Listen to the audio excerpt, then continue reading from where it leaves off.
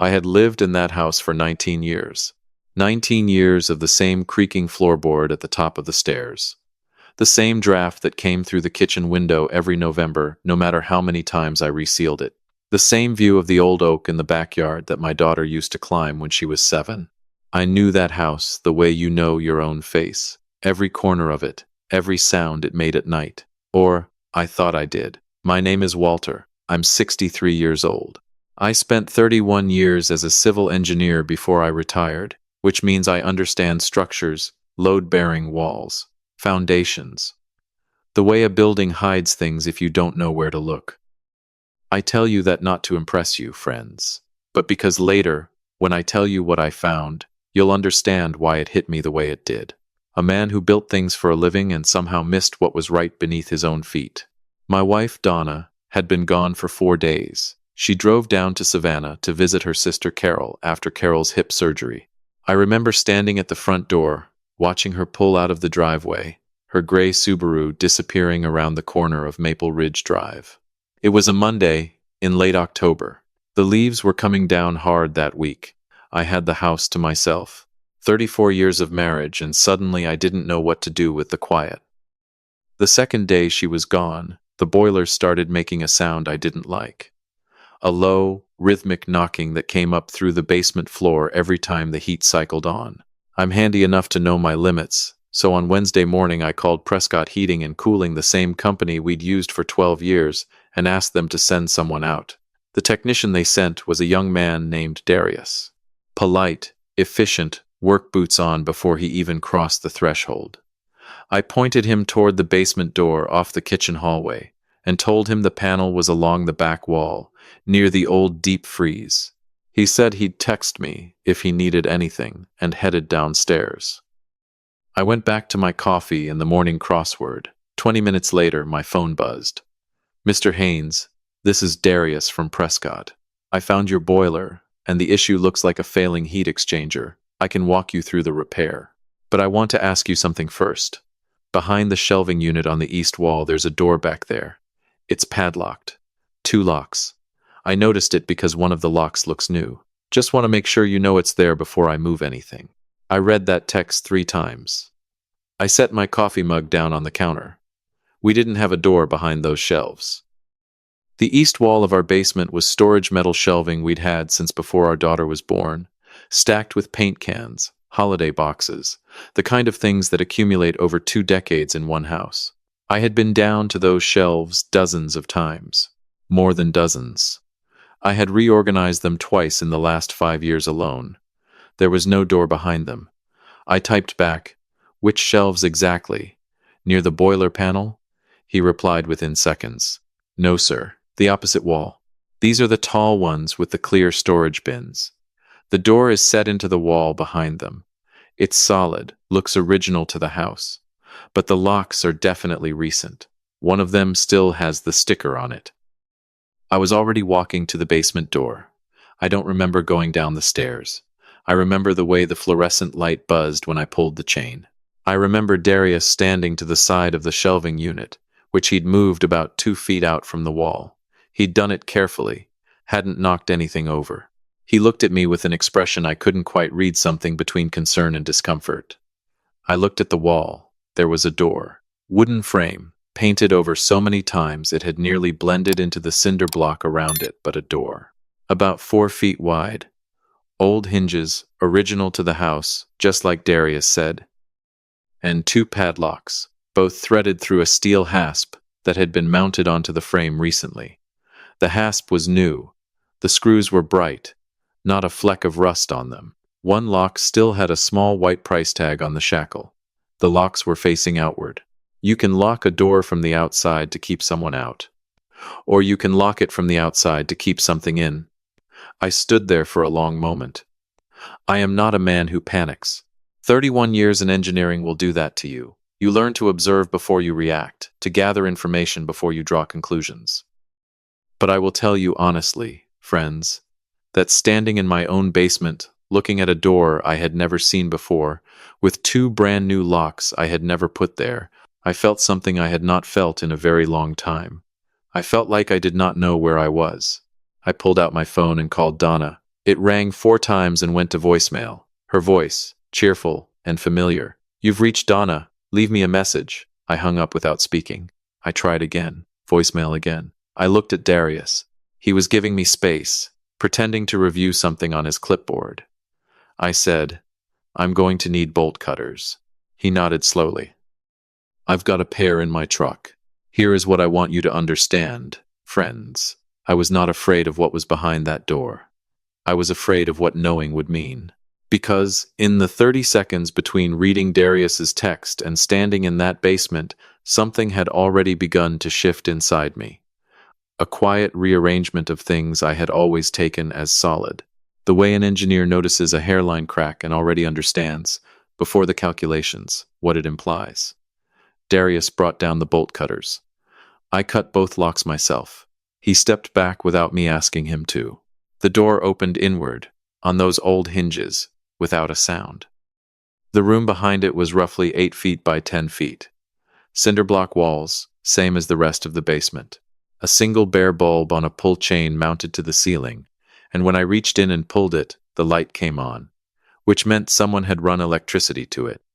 There was a folding cot along the right wall, a small folding table with a camping lantern on it, a case of bottled water, partially used, a cardboard box with what looked like protein bars and crackers, a bucket in the far corner with a lid on it, and on the table, next to the camping lantern, a cell phone.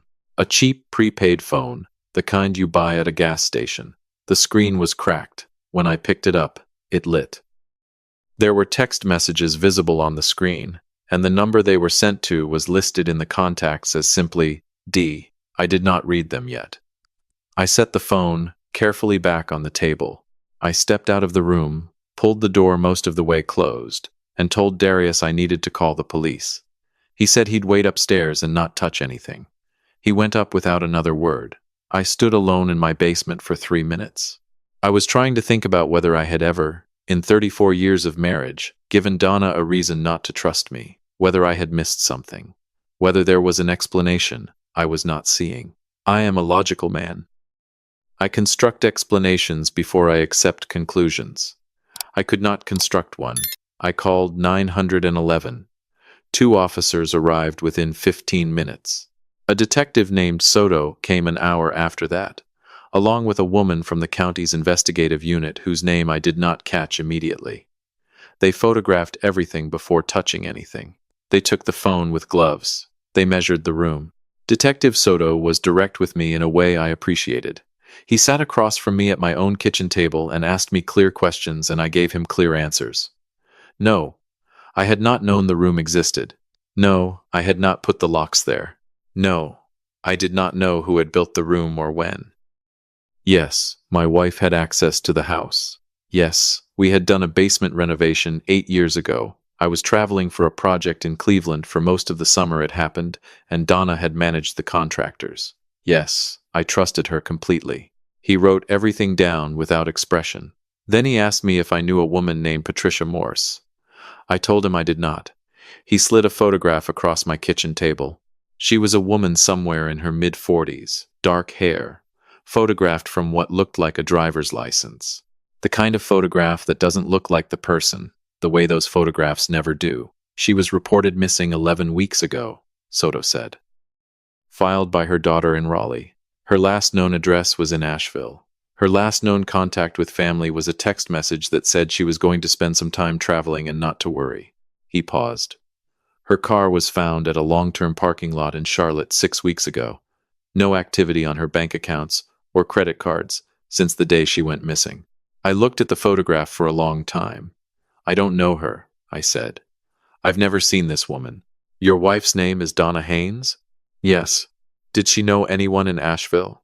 I thought about it carefully. Not that I know of. She has a friend, Karen, from college, who moved to Boone about 4 years ago. That's the closest I can think of. Soto nodded. He did not tell me anything else that night. Donna still wasn't answering her phone. I called Carol, Donna's sister, at 8 that evening. Carol answered on the second ring, and before I could say anything, she said, "Walter, is everything all right? Donna left here this morning. She should have been home hours ago." I sat down on the kitchen floor with my back against the cabinets. Donna had left Savannah that morning. She was not in Savannah. She was not on her way home. She had been gone 12 hours and was not answering her phone, and no one knew where she was. I told Carol there was a situation and that the police were involved and that she should not worry yet, which was a lie, because I was already worried in a way that felt structural, the way a building worries before it comes down. What I did not tell Carol, because I did not yet have the words for it, was what Detective Soto's team found on that prepaid phone. He called me the next morning. He asked if he could come by. He arrived at 9 with the same woman from the investigative unit, whose name I now understood was Agent Reyes. They sat at my kitchen table again. The prepaid phone, Soto explained, had 47 text messages on it, all of them between the number stored as D. And the phone itself. The messages dated back 6 months. The messages were instructions, not for Patricia Morse, for the room. The messages discussed the construction of the space in your basement in detail, Soto said, reading from his notes. Specific measurements, the electrical wiring, a brand of padlock to purchase, how to install the hasp so that it would hold. He paused. There are also messages about you, Mr. Haynes, about your schedule, your habits, which days you go to the hardware store, which days you go to your men's group at the church, what time you typically go to sleep. Hall. I did not say anything for a moment. Someone sent those to that phone, I said finally. From the number stored as D. Yes, you're telling me that number is my wife's. He met my eyes. We've confirmed it. There are moments in life, friends, when the ground does not so much fall away as simply fail to hold. When you press your foot down, expecting solid earth, and find that it was never solid, that what felt like ground was always just a surface with nothing beneath it. This was one of those moments. I had met Donna at a dinner party in 1990. She was laughing at something across the room before I ever spoke to her, a real laugh, the unguarded kind. I remember thinking she was the most genuinely present person I had ever encountered. In 34 years, I had never once questioned that assessment. She was my wife. She was my partner. She was the person I called first when anything happened. Soto gave me time. Then he continued. The number stored as D on the prepaid phone was not only Donna's personal cell. Text messages recovered from the cloud backup of that prepaid phone, which was still logged into an account, revealed the nature of the arrangement. Patricia Morse had come to Donna through a third party, a woman named Gloria Fitch, who described herself in the messages as a consultant. Gloria had introduced Donna to Patricia 6 months earlier. The messages made clear that Patricia had agreed, in exchange for money, to spend a period of time in the concealed room while Donna arranged what the messages referred to as the event. The event, Soto said carefully, appears to refer to someone discovering the room and Patricia inside it while your wife was away and could establish an alibi. I was very still. She built a room in my basement, I said. She paid a woman to be found in it, while she was somewhere else. That's what the evidence indicates, yes. And the police, I was supposed to be the one who called the police. Yes, Mr. Haynes. I put my hands flat on the table in front of me. An engineering habit. Find something solid. What was she going to say I did? I asked. Soto glanced at Reyes, then back at me. The messages don't spell that out explicitly. But the room, the locks, the condition of the space, and the presence of a woman whose family had reported her missing, it was designed to look like a particular kind of situation, Mr. Haynes. One with serious criminal implications. She was going to let me be arrested. He did not say yes. He did not have to. I thought about what it would have looked like. A missing woman, found in a locked room in my basement. My wife conveniently in another state. No explanation I could offer that wouldn't sound like exactly what it appeared to be. I am a 63-year-old man with a quiet life and a church group and a daughter who lives in Portland. None of that would have mattered. I thought about Donna laughing across that dinner party in 1990. I thought about the summer 8 years ago when she managed the contractors and I trusted her completely and drove to Cleveland. Why? I asked. It came out quieter than I intended. Soto set his pen down.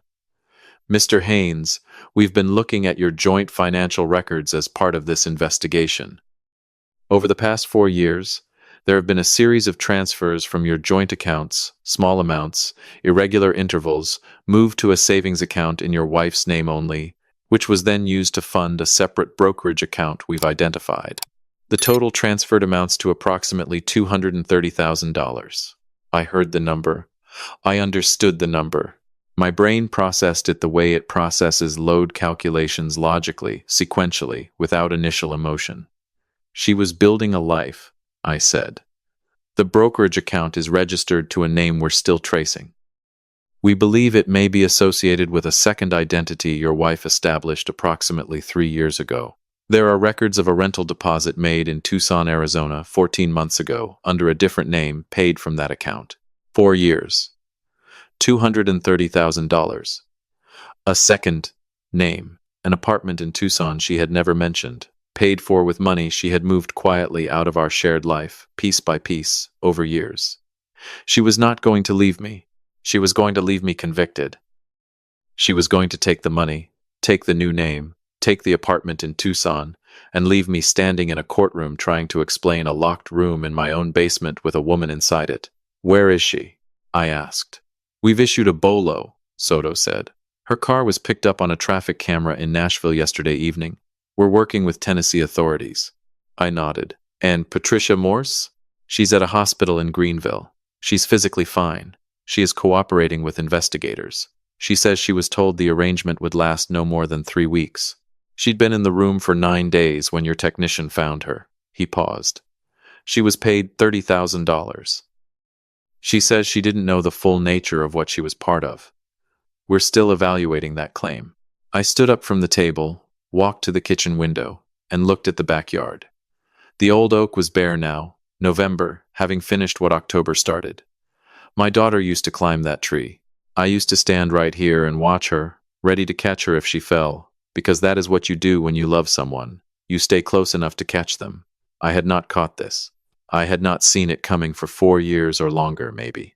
Maybe the crack had always been there and I had chosen, the way people do, to see the surface instead of what it implied.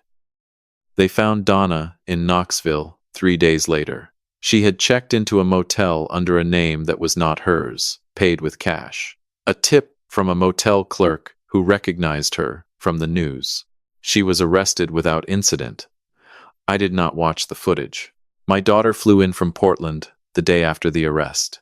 She sat with me at the kitchen table, the same table where Soto and Reyes had laid it all out, and I told her everything as plainly as I could, the way you tell hard truths to people you love. She held my hand across the table and didn't say anything for a long time.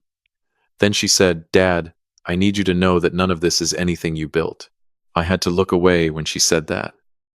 In the weeks that followed, here is what the investigation established. Donna had begun planning this approximately 4 years earlier, around the time our financial advisor told us the portfolio had grown significantly, the result of 30 years of careful investment. She had spent the first year moving money in small, irregular amounts that fell below automatic flagging thresholds. She had spent the second year working with Gloria Fitch, who was charged separately for her role. She had spent the third year arranging the secondary identity and the Tucson apartment, making deposits, establishing a life she could step into cleanly. She had spent the fourth year building the room, recruiting Patricia Morse, and waiting for the right moment, a moment when she would have an airtight alibi and I would have no explanation. The motive was not complicated, once I allowed myself to see it. She did not want a divorce. A divorce means division of assets, negotiation, my involvement in whatever came next. What she wanted was the whole thing, the money, the clean exit, the new life, and she wanted to leave behind a version of events in which I was not a divorced man but a convicted one. A convicted man loses credibility. A convicted man does not come after you. A convicted man does not contest anything, because he is busy trying to survive what was done to him. She had done the math the same way she always did everything, thoroughly, patiently, and without ever showing me the work. Gloria Fitch entered a plea and received 18 months. Patricia Morse cooperated fully and was not charged, though the district attorney made clear that decision was not uncomplicated. Donna was charged with conspiracy, fraud, financial crimes, and several counts related to unlawful confinement. She pleaded not guilty. The trial is scheduled for next spring. I sold the house in January. I couldn't see a reason to stay in a structure I no longer fully understood. I bought a smaller place on the other side of town, older, simpler, everything I can see clearly. My daughter helped me move. She drove in from Portland with her husband, and they spent 3 days helping me carry boxes and hang pictures and figure out which furniture was worth keeping. On the last evening, after her husband had gone to bed, my daughter and I sat on the back porch of the new house and watched the cold come in across the yard. She asked me how I was doing, not the polite version of the question, the real one. I told her the truth. I told her that I was angry, some days, in a way that surprised me with its force, not at being fooled, exactly, but at having given 34 years of genuine trust to someone who experienced it as a vulnerability to be used. I told her I was also, underneath the anger, something I didn't quite have a word for, not sad, not relieved. Something more like the feeling you get when you finish a very long structural analysis and discover that the load was never distributed the way you thought, and you have to go back to the beginning and recalculate. She listened without interrupting. She has always been better at that than I am. Then she said, "Are you going to be okay?" I looked out at the yard, smaller than the old one, no oak tree, a fence along the back that needed repainting, which I was already looking forward to. "Yes," I said, "but I'm going to take my time getting there." She nodded. We sat there a while longer in the quiet. "I want to say something to you directly, friends, before I go. Because I know some of you listening to this have been sitting with something similar, not necessarily this exact situation, but something in the same category. A partnership in which you gave the most careful version of yourself, only to discover that the other person was keeping a separate set of books. A trust that turned out to be a door with no room behind it. Here is what I know now that I did not know before. The failure was not in the trusting. A man who trusts his wife of 34 years is not a fool. He is a man living correctly. The failure, if you can even call it a failure, was in believing that trust, given sincerely, would always be returned in kind. That is not a character flaw. That is a human assumption that most of us make, and that most of us are right to make. You do not rebuild by blaming yourself for having trusted.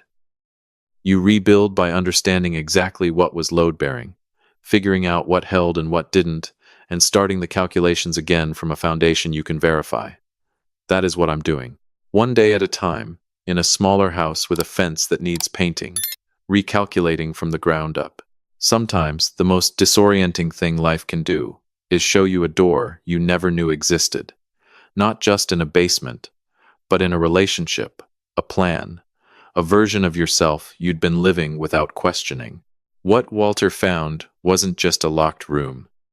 He found that starting over, even at 63, even after everything, is still starting, and that a smaller house with a fence that needs painting can hold just as much life as anything you left behind.